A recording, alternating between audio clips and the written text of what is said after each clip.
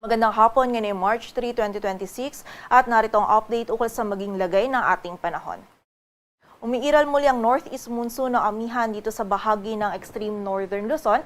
Magdadala po ito ng bahagyang maulap hanggang sa maulap na kalangitan at posible din yung mga isolated na mga may hinang pagulan or pag-ambon sa area ng Batanes at Babuyan Islands. Dito naman sa nalalabing bahagi ng ating bansa ay easterlies pa rin ang nakakaapekto. Magiging mataas po yung possibility ng mga pag-ulan, pagkilat at pagkulog dito sa may Dinagat Islands, maging sa Surigao del Norte at Surigao del Sur. Dala pa rin po ito ng easterlies. Mostly mga light to moderate po yung ating mga pag-ulan na mararanasan, but possible pa rin po yung short period ng mga malalakas na pag-ulan. Kaya naman pag-iingat pa rin po para sa ating mga kababayan sa posibilidad ng mga pagbaha at pagguho ng lupa. Dito naman sa Metro Manila, maging sa nalalabing bahagi pa ng ating bansa, patuloy pa rin na magiging bahagyang maulap hanggang sa maulap yung ating kalangitan.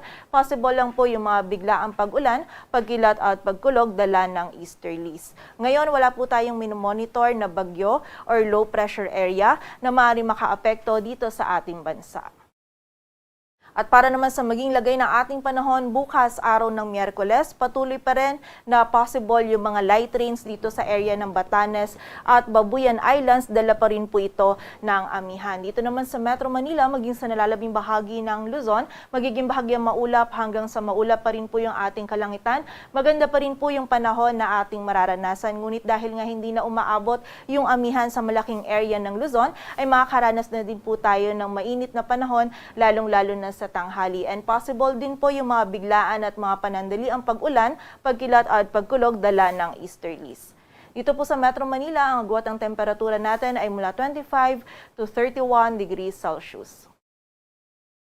Bukas naman dito sa bahagi ng Surigao del Norte, Surigao del Sur, maging sa area pa rin ng Dinagat Islands, magiging mataas pa rin po yung possibility ng mga scattered ng mga pag-ulan, pagkilat at pagkulog, dala pa rin ito ng easterlies. While dito naman sa nalalabing bahagi pa ng Mindanao, maging sa area din ng Visayas at dito sa Palawan, patuloy pa rin po magiging bahagyang maulap hanggang sa maulap yung ating kalangitan. Kung meron po tayong mga pag-ulan na mararanasan, mostly yung mga isolated rain showers or thunderstorms lamang, dala po ng easterlies. Agwat ng temperatura sa Cebu ay mula 26 to 31 degrees Celsius at sa Davao naman ay 24 to 32 degrees Celsius. Sa lagay naman ng dagat baybayin ng ating bansa, wala po tayong nakataas na gale warning, ngunit iba yung pag-iingat pa rin para sa ating mga kababayan na maglalayag dito sa extreme northern Luzon sapagkat magiging katamtaman hanggang sa maalon po yung lagay ng ating karagatan. At para naman sa 3-day outlook ng mga key cities ng ating bansa, in the next 3 days from Thursday to Saturday, patuloy pa rin pong easterlies yung makakaapekto sa malaking bahagi ng ating bansa. Though by Friday and Saturday ay makakaapekto pa rin po yung amihan sa area ng extreme northern Luzon lamang. So generally dito po sa Metro Manila, maging sa Baguio City at Legazpi City, patuloy pa rin po magiging bahagyang maulap hanggang sa maulap yung ating kalangitan. Kung meron po tayong mga pag-ulan na mararanasan, mostly yung mga biglaan at mga panandali ang pag-ulan lamang na dala ng easterlies. Agwat ang temperatura sa Metro Manila ay mula 24 to 32 degrees Celsius, sa Baguio City ay 15 to 25 at sa Legazpi City naman ay 23 to 32 degrees Celsius. Dito naman sa bahagi ng Metro Cebu, Iloilo City at Tacloban City, patuloy pa rin po maganda yung panahon na ating mararanasan. Ngunit pagsapit po ng hapon at gabi, tumataas lamang yung posibilidad ng mga isolated rain showers or thunderstorms, dala pa rin po ito ng easterlies. Agwat ang temperatura sa Cebu ay mula 25 to 32 degrees Celsius, sa Iloilo City ay 25 to 32 at sa Tacloban City naman ay 24 to 32 degrees Celsius. Sa bahagi naman ng Metro Davao, by Thursday, mataas pa rin po yung possibility ng mga scattered ng mga pag-ulan, pagkilat at pagkulog dala ng easterlies. By Friday or Saturday, mababawasan na po yung mga pag-ulan nito, but meron pa rin tayong mga posibleng pag-ulan sa hapon at gabi. While dito naman sa Cagayan de Oro City at sa Zamboanga City, patuloy pa rin po magiging bahagyang maulap hanggang sa maulap yung ating kalangitan. Tumataas lang din po yung possibility ng mga isolated rain showers or thunderstorms pagsapit ng hapon at gabi, dala pa rin po ito ng easterlies. Agwat ng temperatura sa Metro Davao ay mula 24 to 32 degrees Celsius. Sa Cagayan de Oro City naman ay 24 to 32 degrees Celsius at sa Zamboanga City ay 24 to 33 degrees Celsius.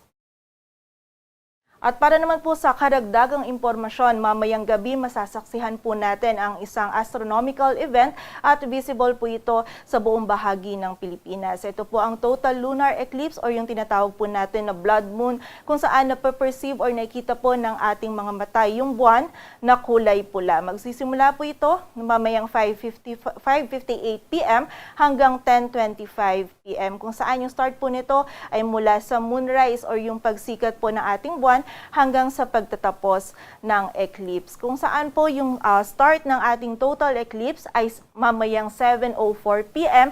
at magtatapos po ito ng 8:03 p.m. At yung maximum eclipse po natin ay yung mamayang 7:34 p.m. So ito po yung time or duration kung saan mapaperceive or makikita po ng ating mga mata yung buwan, yung buong buwan na kulay pula. And dahil po maganda yung panahon natin sa malaking bahagi ng ating bansa or partly cloudy skies or generally makakaranas naman po tayo ng clear skies, ay makita po natin itong event na ito sa buong bahagi po ng ating bansa or sa iba't ibang bahagi po ng ating bansa. And kaugnay po na ito, inaanyayahan po natin yung ating mga kababayan na makilahok po tayo or makijoin po tayo sa aming ino-offer na free telescope viewing sa ilan po sa aming mga regional offices. Dito po yan sa may Pag-asa Astronomical Observatory sa may UP Diliman.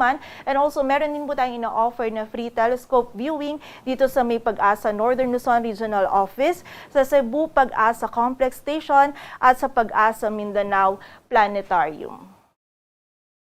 Ang sunset po natin ay mamayang 6:04 p.m. at ang sunrise naman natin ay bukas ng 6:11 a.m. Patuloy po tayong magantabay sa updates na ipapalabas ng Pag-asa. Para sa mas kompletong impormasyon, bisitahin ang aming website pag-asa.dost.gov.ph. At para naman po sa pinapalabas ng ating mga regional offices ng mga thunderstorm or rainfall advisories, maging yung mga heavy rainfall warnings, bisitahin lamang po yung aming website panahon.gov.ph. At yan po muna ang latest dito sa Weather Forecasting Center ng Pag-asa. Grace Castañeda, magandang hapon po.